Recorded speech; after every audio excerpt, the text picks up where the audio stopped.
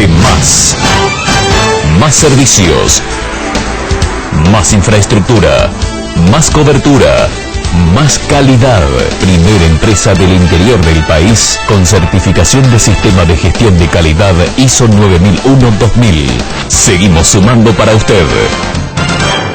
Con M, usted va a estar mejor. M, Equipo Médico de Emergencias.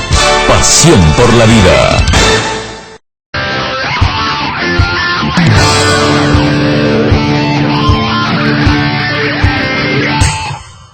Sí, un tema que se está tratando en este momento en la Cámara Baja Nacional es el tema de la teoría de abastecimiento. ¿Cómo cree o cómo ve la política nacional con el tema del complemento de precios y cómo cree que se va a tratar este tema en la Cámara? Sí, en realidad está en la Cámara Alta, está en el Senado. El Ejecutivo lo que plantea en 3 proyectos, porque esto hay que distinguirlo. Hay 2 de los proyectos plantean algunas instancias que tienen que ver con las relaciones del consumo. Plantea un arbitraje, plantea una conciliación administrativa y después plantea un fuero en la parte jurídica, ¿no? Yo creo que esas 2 leyes que plantean esto son leyes que se ponen en marcha a largo plazo, y nosotros tenemos ejemplos varios con diferentes fueros que se van creando y que ahí están en la letra de las leyes pero que aún no se ha operativizado, o sea que no se le ha adjudicado el presupuesto.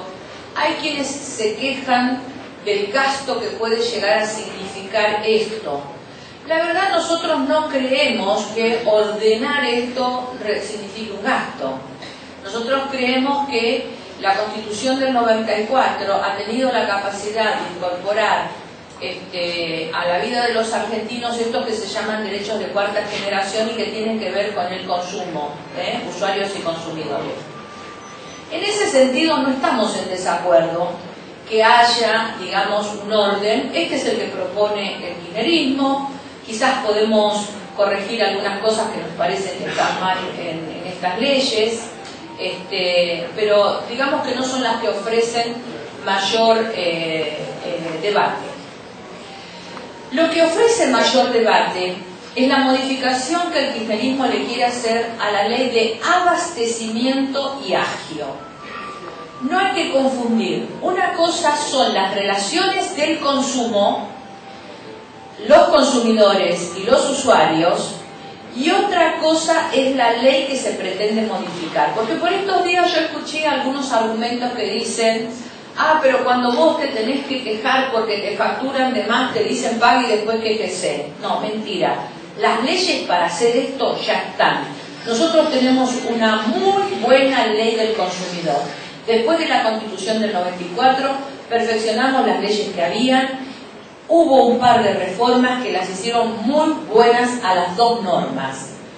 De hecho, y este es un dato, el Código Civil que presentó el kirchnerismo en materia de consumidores modifica la ley con menores estándares. O sea que si yo tengo que ver qué piensa el kirchnerismo de los usuarios y los consumidores, yo tengo que ver lo último que presentaron, que es el Código Civil, y en el Código Civil modifican los estándares de las leyes que tenemos. Existe además, por otra parte, en materia de usuario, organismos que tienen la obligación de controlar y que dependen del Estado Nacional, de funcionarios que el kirchnerismo ha puesto en los diferentes organismos. Porque si es de transporte existe una comisión, si es de energía existe una comisión, si es de comunicaciones existe una comisión. Y en todo caso, los que están incumpliendo son los funcionarios públicos del kirchnerismo, que para los controles son medio flojitos de papeles, en todos los ámbitos. Lo que pretenden ellos con esta ley es meterse en las empresas. Y esto tiene que quedar claro. Y yo escuché por ahí, no tiene nada que ver con las leyes. Mire, yo los invito a googlear. Vieron que ustedes los periodistas además tienen esta capacidad, ¿no? Se llama Ley Orgánica de Precios Justos Venezolana. Está en la Gaceta Oficial 4340 del 23 de enero del 2014. Son 86 artículos. Lean la ley. y se van a dar cuenta de que es exactamente lo mismo, que lo que están proponiendo es la intervención del Estado en las empresas, sino que me digan a mí qué quiere decir esta ley que nos presentaron cuando nos dice que rige todas las etapas del proceso económico, cuando nos dicen que pueden mandar a que el empresario trabaje a pérdida, cuando ponen términos tan laxos que permite cualquier tipo de intervención del Estado en cada una de las definiciones que dan. Miren, por ejemplo, dice que se van a otorgar subsidios cuando sea necesario. ¿Quién va a decir que es necesario? Las leyes no pueden tener ese tipo de laxitud.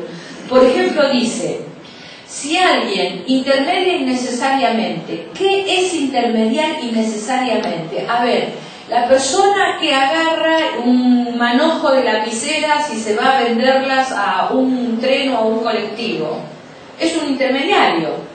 Esa intermediación es innecesaria. ¿Quién lo va a definir?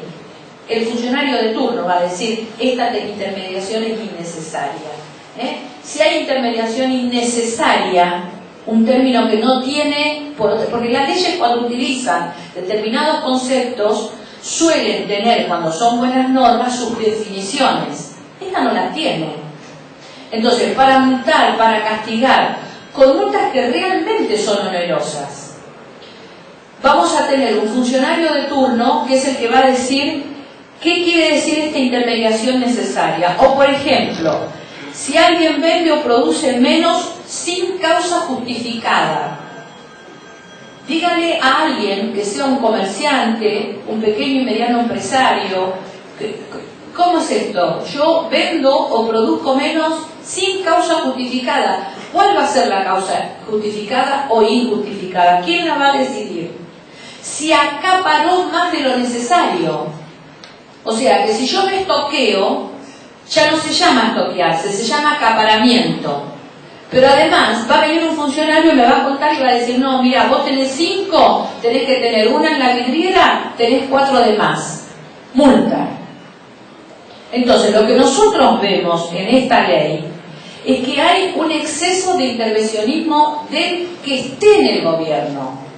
Y con el kirchnerismo ha tenido siempre un gran dilema con todas las normas que propone. Porque en realidad lo que hacen es dejar en manos del gobierno de turno todo.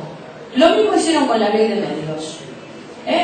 El gobierno de turno manda, ordena, decide. Y bueno, a lo mejor ellos sean lúcidos, honestos, inteligentes. Pero ¿quién nos dice que el próximo gobierno va a ser lúcido, honesto e inteligente? Bueno, en lo de honesto me equivoqué. Porque hay sobradas muestras de que el kirchnerismo ha intentado quedarse con empresas. Y de hecho, la causa más importante que tiene el vicepresidente de la Nación es por intentar robar una empresa. Entonces, a estas personas que han tenido esta profusión por quedarse con las empresas privadas, nosotros le vamos a dar esta herramienta. Nosotros somos contrarios a que la modificación a la ley de abastecimiento y agio que propone el kirchnerismo tenga este nivel de laxitud en el establecimiento de los preceptos que van a regir. Nos parece que es sumamente peligroso, porque no solamente intentaron quedarse con Chicone. Acá, en el año 2007, le entregaron YPF a un amigo, le permitieron que liquidara ganancias hasta el 100%, y cuando la fundieron a la empresa decidieron que era del Estado. Ahora estamos en la epopeya de la soberanía nacional y popular con precios que exorbitan. Me gustaría saber si tal vez se la van a aplicar el YPF. O empresas como la de Mastellone, que ahora que murió el pobre Pascual Mastellone, todo el mundo dice de que se quejó amargamente de que se le querían quedar con su empresa. Entonces, hay mucha laxitud en el texto, hay mucha discrecionalidad en las normas que nos están proponiendo, no para este gobierno, para todos los gobiernos. Nosotros creemos que este tipo de norma lo único que genera es incertidumbre, lo único que genera es lo que nos está pasando, que es que nadie quiere invertir. productivamente. Porque lamentablemente cuando nosotros miramos qué sucede con el sector financiero, nos damos cuenta de que la timba financiera parecería ser que se promueve. Porque a la timba financiera no se le toca nada, ni siquiera se le impone, ni siquiera se le cobra un impuesto. Entonces, acá hay algo que no está funcionando bien. Si nosotros, a la persona que es un emprendedor, porque acá hay que tener, también viene claro, no se trata solamente de los grandes empresarios. Probablemente ustedes miran y ven los grandes empresarios yendo a pedir por la ley. Esto afecta a todo emprendedor que tenga una moneda y que decida ponerse su kiosco, o que decida ponerse su pequeña y mediana empresa, o que decida ponerse una empresita más grande en sociedad con algún otro pariente. Todos. Entonces, lo que decimos es, las normas para que la gente invierta de manera productiva tienen que ser normas que incentiven la producción, que le den ganas a las personas emprendedoras de venir y establecerse con una empresa, de emplear 2, 3, 4, 5, 20, 100 trabajadores. Porque en realidad yo soy muy mezquina, yo provengo del sector sindical. Y lo que estoy viendo es que cada empresa que se cierra son trabajadores que quedan en la calle. Entonces todos tenemos que cuidarnos con respecto a lo que hacemos en materia empresarial. ¿Que existe la necesidad de tener responsabilidad social por parte de las empresas? Sí, señor, es cierto. Que las empresas nuestras a veces dejan mucho que desear, es cierto. Pero no lo vamos a resolver con esta ley, bajo ningún punto de vista. Si nosotros adecentamos a los funcionarios que intervienen en la cadena productiva, mire, seguramente los precios serían otros.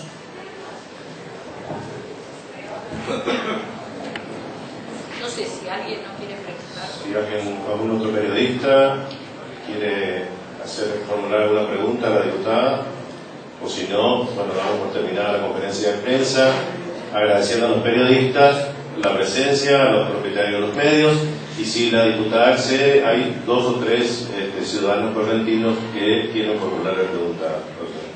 Bueno, agradecemos a los medios la presencia. El ingeniero Carvajal quería formular. Buenos días. Me presento, ingeniero agrónomo Arturo Carvajal, presidente de la Federación de Jubilados de Corrientes, FEJUCOR. Básicamente volviendo sobre el tema original en que usted planteó la asignación universal por hijo como una política de Estado. Creo que en ese sentido tenemos que estar todos de acuerdo que así sea.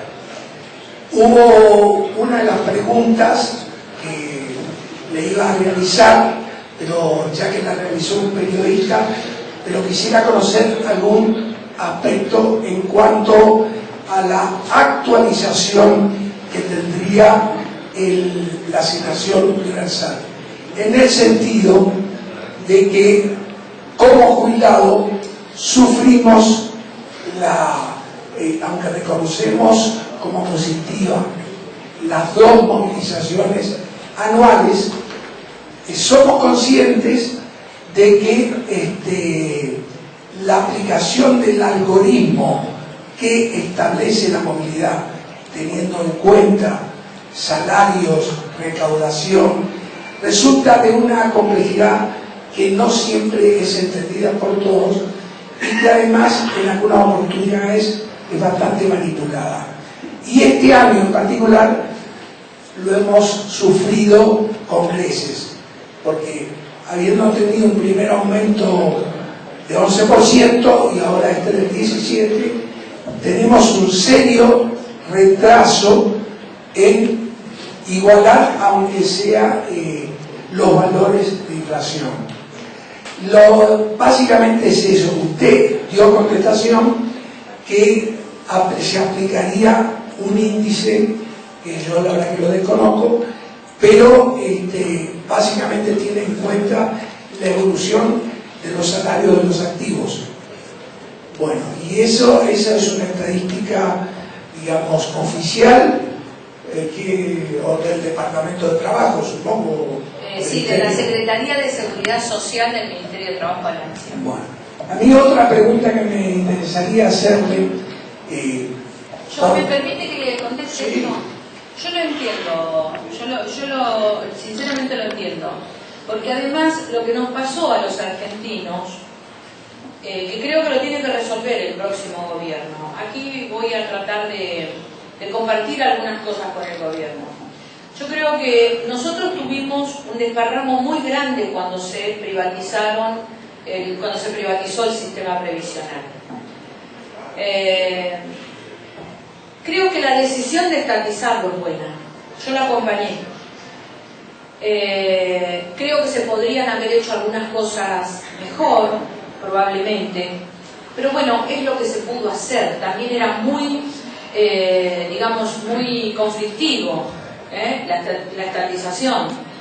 No nos olvidemos que las empresas que tenían, los bancos que tenían la cartera de jubilados, tenían inversiones, bueno, hubo que ir a los directorios como parte. Nosotros estamos como Estado en cerca de 150 directorios de empresas.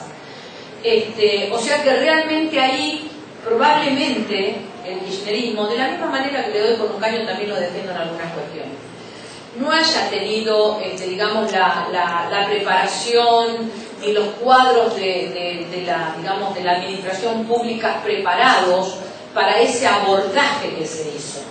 Pero era necesario hacerlo, o sea, era necesario tomar la decisión de volver a traer el sistema previsional al Estado.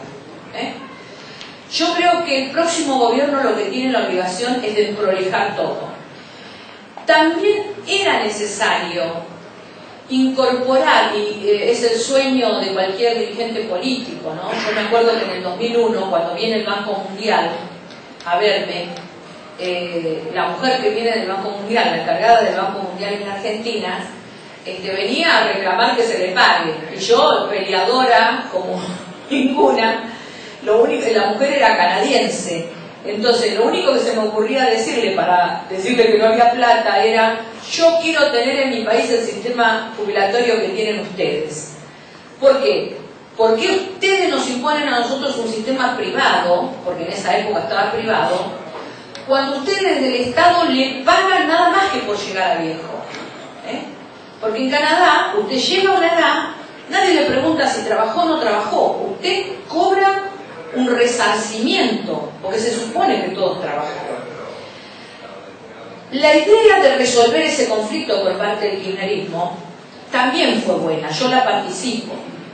Lo que sucede es que se incorporó mucha gente a esta idea, de que todo el mundo tenga su vejez segura, pero para poder hacerlo se acható a aquel que venía aportando. Entonces el problema que tenemos es que los que aportaron, los que trabajaron, se quejan amargamente de haber trabajado, de haber aportado, y de que el otro que no aportó nunca, a lo mejor esté cobrando una jubilación. Bueno, estas son las cosas que hay que corregir. Yo comparto la idea de que se pueda atender al viejo de manera digna. Y la manera digna es que el viejo vaya con su carné al banco y retire su plata. No es el programa social tal, el programa social cual. Deberá estar en el sistema previsional de alguna manera y deberá mantenerse el nivel de las escalas salariales. Hoy las escalas salariales de los jubilados, lo que ha sucedido es que se achataron, se equiparó para abajo. Y el que aspira a llegar se lo somete a la tortura de un juicio, porque está ese falso concepto que tiene el kirchnerismo de suponer que si usted tiene, es un indigno. No, usted tiene porque trabajó, porque aportó y porque se lo merece. Y es bueno que todos tengamos, o sea, no podemos equilibrar para abajo, tenemos que equilibrar para arriba. Y lo otro que también hay que corregir es cómo invertimos el dinero de los jubilados. Esto también hay que corregirlo. Porque hay algunas inversiones sociales que se hacen que uno no puede no estar de acuerdo. Pero hay algunas inversiones que son francamente inaceptables. Yo no acepto que con el dinero del ANSES del aporte de los trabajadores activos y pasivos, se pague el carnaval federal, muchachos. Corrientes, la capital del carnaval, pero a mí me parece que no podemos sacar la plata del ANSES para pagarle el pito y la corneta a los punteros políticos para que vayan a festejar el carnaval. Entonces, la ANSES tiene muchísimos gastos innecesarios, muchísimos. No es la computadora que se le da al pibe, que también está ahí.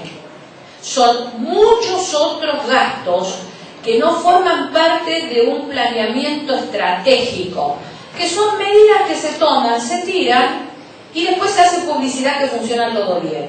Y nosotros sabemos muy bien que hay muchas de las cosas que se hacen que no funcionan para nada bien. Entonces, me parece que esto que se hizo a los ponchazos, se hizo como se pudo, hay que mejorarlo, hay que resolver las cosas que quedaron mal hechas y hay que encaminar en serio un sistema jubilatorio en donde existan las escalas salariales que estén acordes con el aporte que hizo cada uno en su vida activa y donde exista también una mirada hacia el anciano que no tiene ese aporte, ya sea porque trabajó en negro, ya sea porque no cumplió con la totalidad de los años de servicio que se exige. Miren, cuando uno está en la función pública y viene un viejo que no tiene chance de entrar en la vida laboral, que durante 20, 25 años estuvo haciendo los aportes, que lo agarró la década del 90 y el famoso desembarazamiento que se hizo del empleo público, y lo dejó afuera de carrera, y le dice a usted, mire, yo le aporté 20 años, reconózcanme esos 20 años. O sea, esas son todas cosas que se hacen, que están bien hechas, creo yo, y que hay que mejorarlas. Hay que ver de no cometer inequidades y hay que, bueno, el próximo gobierno, que tendrá un poco más de tranquilidad, me imagino, ver cómo asume todas estas cuestiones que han quedado pendientes en el sistema jubilatorio. Y el tema de la actualización, sin duda, tendrá que tener un correlato con la realidad. Porque fíjense ustedes que, por ejemplo, hace muy poco tiempo, el gobierno manda un proyecto de ley para resolver el tema del empleo en negro, ¿no? Entonces, para resolver el empleo en negro, ¿qué hace? Le quita, digamos, la obligación del aporte a las pequeñas empresas. Entonces dice, menos de 50 empleados no va a tener que pagar, el empresario no va a pagar la carga social, del PAMI, de la jubilación, una serie de cargas sociales. Bueno, pero eso es menor recaudación. Nosotros lo discutimos a morir en el recinto. ¿Cómo la suplís en el coeficiente a la menor recaudación? Vos la podés suplir en todo, pero en el coeficiente no la vas a suplantar, porque vos cuando haces el coeficiente tomás la recaudación. ¿Cómo vas a saber qué significa todos los trabajadores que no pagan? ¿Cuánto va a significar? No lo vas a saber. Es muy complejo. Entonces, haberle puesto techo en la recaudación jubilatoria, realmente a nosotros nos pareció en ese momento, lo planteamos muy enfáticamente. Me acuerdo que en esa época en la Cámara estaba María América González, con la que trabajamos mucho el tema de la fórmula, y nos pareció, sinceramente, de que era muy injusto que tuviera un techo en la recaudación. Eso aplasta para abajo. Lo que aplasta la jubilación es que uno de los numeritos del coeficiente ese tan complejo es la recaudación. Hoy usted decía que ha ido recogiendo a lo largo del país una adhesión hacia el accionar de Massa frente al ANSES. Yo soy integrante del Consejo Consultivo del ANSES en el orden nacional y me consta su preocupación, su participación, su apertura total hacia los adultos mayores en todo lo que fue su etapa frente al ANSES. Sí quiero que les lleve el mensaje de que estamos muy agradecidos a la eficiencia y a su capacidad de diálogo, porque durante su gestión él se acercaba al consejo consultivo, dialogaba, no decía a todo que sí, porque ponía las restricciones propias que tiene el funcionario en su acción de gobierno. Pero hemos trabajado con él en la agilidad, digamos, de los subsidios de contención familiar que estaban en valores irrisorios, los llevó a valores razonables. En determinados momentos de crisis también planteó adicionales extraordinarios que compensaron en algo. Porque la realidad actual que tiene el jubilado es que el 75% de la masa de jubilados está en la jubilación mínima, 2.757 pesos, ¿no es cierto? Entonces, eso, y aún a veces se pregunta, y usted está hoy en Corrientes, yo no voy a hacer una defensa del gobierno, pero una jubilación mínima en Corrientes está a 4.700 pesos. Entonces, es una cuestión también, y esto hacía un poco al origen que usted planteaba cuando era una política de Estado. Siempre en nosotros, los jubilados, la preocupación que tenemos y la queremos manifestar, y quiero que usted por favor la comente o la sugiera, que en cuanto al Fondo de Garantía de la Seguridad Social, que tiene un objetivo central, que es asegurar dos masas salariales o de haberes para que los jubilados tengan asegurada su remuneración, es fundamental. Y como usted decía, no hacer, digamos, una política partidaria con los recursos del Fondo de Garantía, que muchas veces la gente tiene el concepto equivocado, que dice, son de los jubilados. No son solo de los jubilados, son de los jubilados en primera instancia, de los aportes que hacen las provincias en los porcentajes.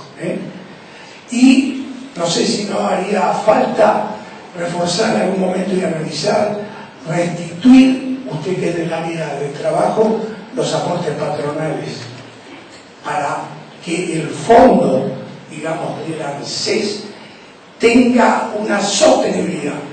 Todos estamos de acuerdo en que tiene que estar el 82% móvil, pero tenemos que encontrar los mecanismos para que sea un sistema sostenible en el tiempo. No quiero robarle más tiempo, pero le daría una última opinión, porque es inminente, ¿no?, que 400.000 personas más estaría previsto que se incorporen en una moratoria que interpreto que usted por lo menos algún conocimiento general está teniendo. Y bueno, creo que es muy importante cómo se instrumente esa entrada, porque estamos todos de acuerdo que hay que incluir, pero incluir con razonabilidad. Nada más, gracias. Gracias.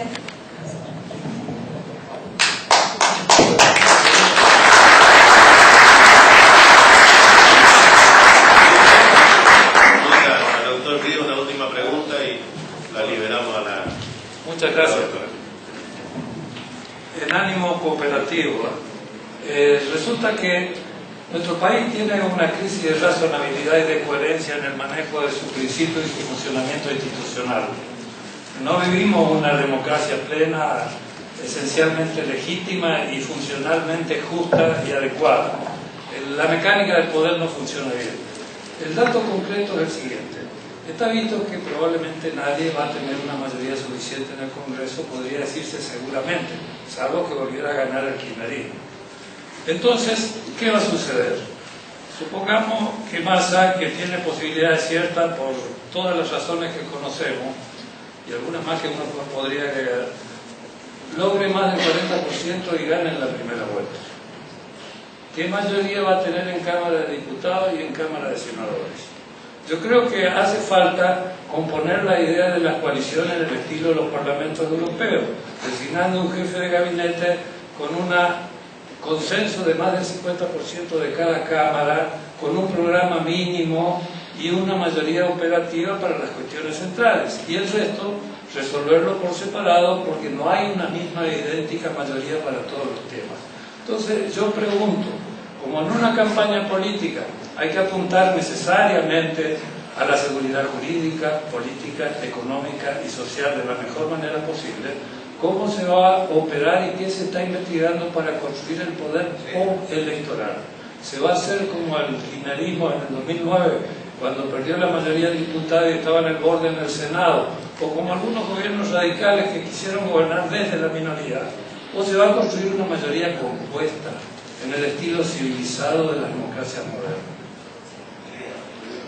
Dos cuestiones. El fondo de sustentabilidad es de creación de Sergio, porque me quedé con la respuesta. Y fue una idea genial. Él insistía mucho en la necesidad de asegurarle a los jubilados. Y en cuanto a su pregunta, nosotros, como usted sabe, institucionalmente tenemos estas herramientas.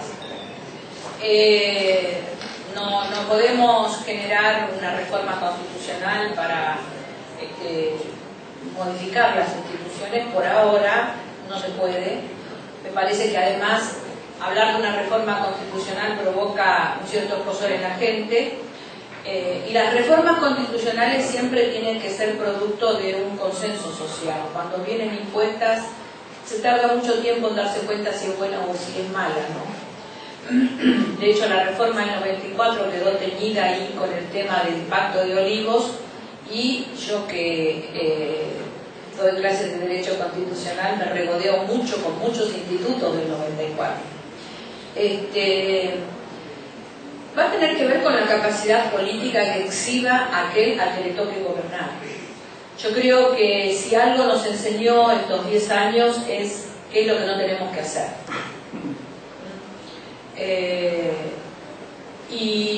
Nos da la impresión, primero que, bueno, quizás yo tenga la suerte de tener una cercanía que no cualquiera tiene,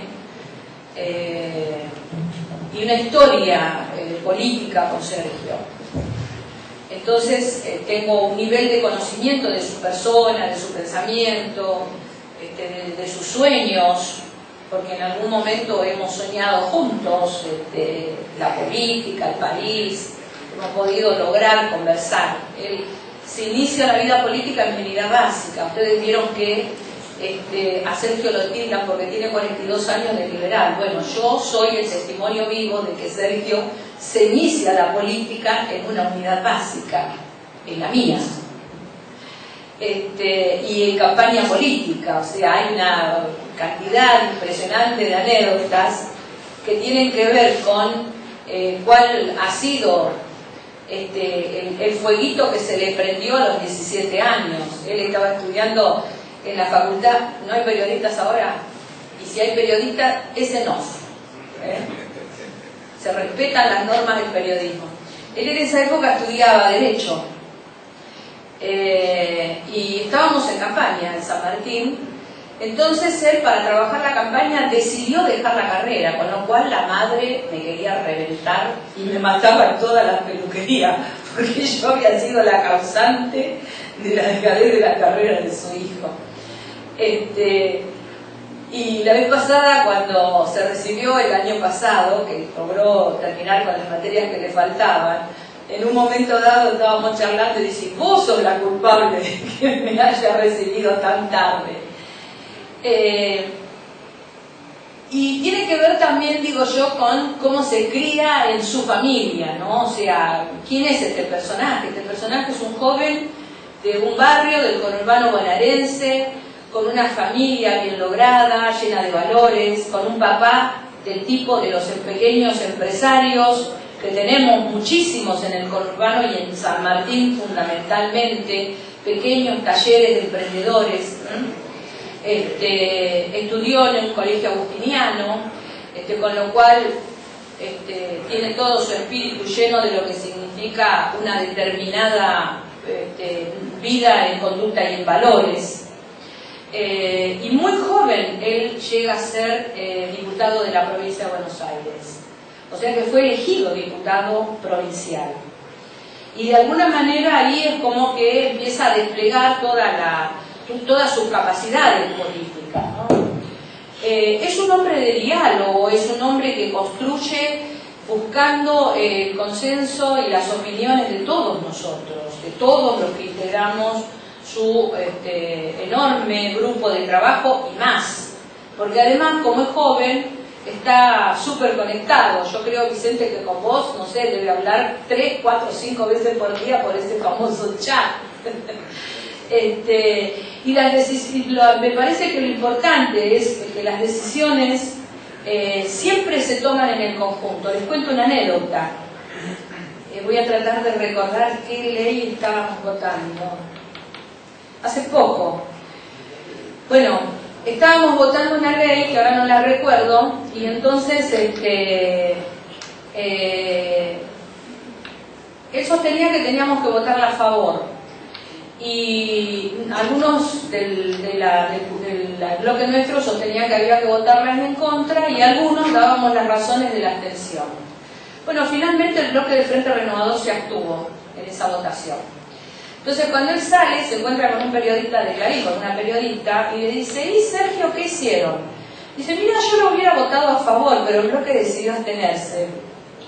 Dice: perdóname, ¿vos querías votar a favor y el bloque se abstuvo? Sí, y yo tengo que hacer lo que decide la mayoría, porque en realidad si participo de un bloque y consultamos, yo di mis razones y no alcanzaron. ¿Qué quiero decir con esto? No estamos en presencia de un dirigente que tenga la impronta que tenía y que tiene el kirchnerismo. Yo, en esto, permítanme introducir acá algunos conceptos de geopolítica, ¿no? Yo creo que también mucho de la impronta del kirchnerismo tiene que ver con el lugar del cual procede el kirchnerismo.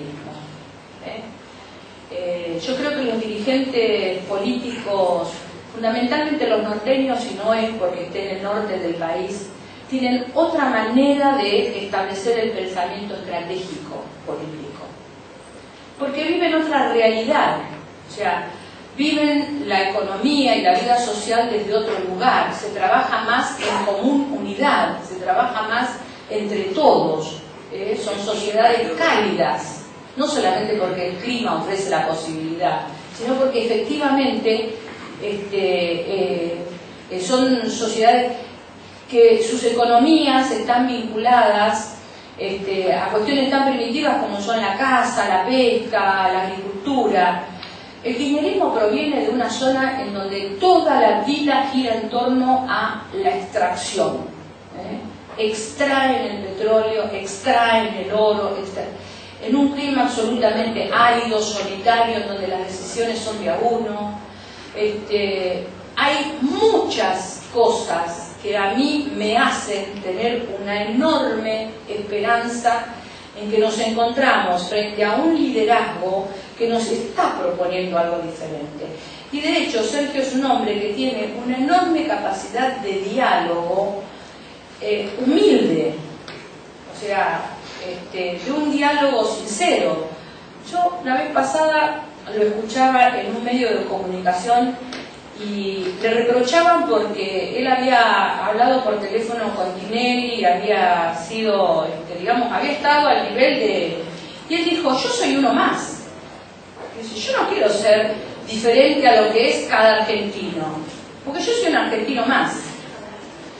Entonces, me parece que vienen tiempos nuevos, me parece que vienen tiempos de diálogo. Usted tiene razón, y nosotros esto que usted plantea lo tenemos muy claro hace mucho tiempo. De hecho, ya hemos poroteado cómo podemos llegar a quedar en una composición legislativa. Nosotros tenemos intenciones de que el Poder Legislativo tenga su rol. Lamentablemente, Cristina Kirchner ha sido la presidente que más ha destruido el Poder Legislativo. No sé si será porque tenía un amplio conocimiento por haber sido legisladora. Fíjense que toda su carrera política la hace como legisladora. Ella nunca tuvo otro cargo. Y eso le dio la expertise para saber cómo deshacer el Poder Legislativo. En cosas tan sencillas como, por ejemplo, por dónde entrar un proyecto. Fíjense que los proyectos nunca entran por la Cámara de Diputados, salvo que la Constitución lo diga. siempre lo mete por el lado del Senado, porque ella sabe cómo se maneja el Senado, sabe cómo conseguir el número, sabe cómo conseguir las leyes, sabe cómo imponer las leyes.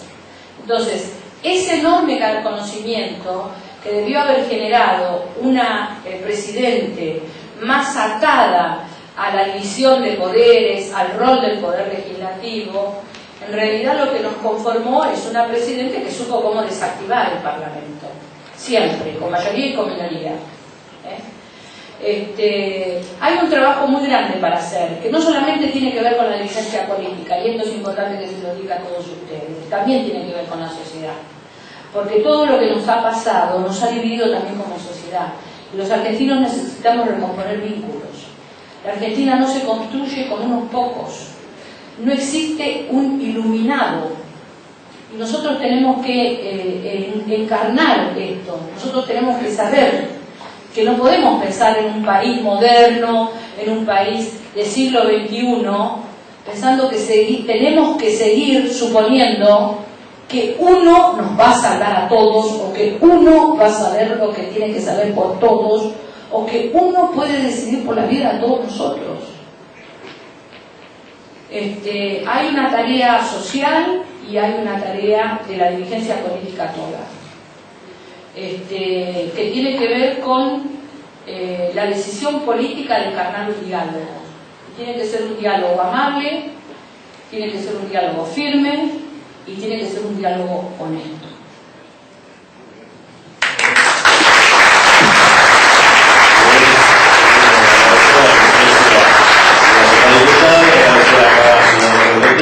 Y dirigentes de distintas fuerzas políticas que acompañaron esta conferencia de prensa y post-conferencia de prensa. Así que muchísimas gracias a todos.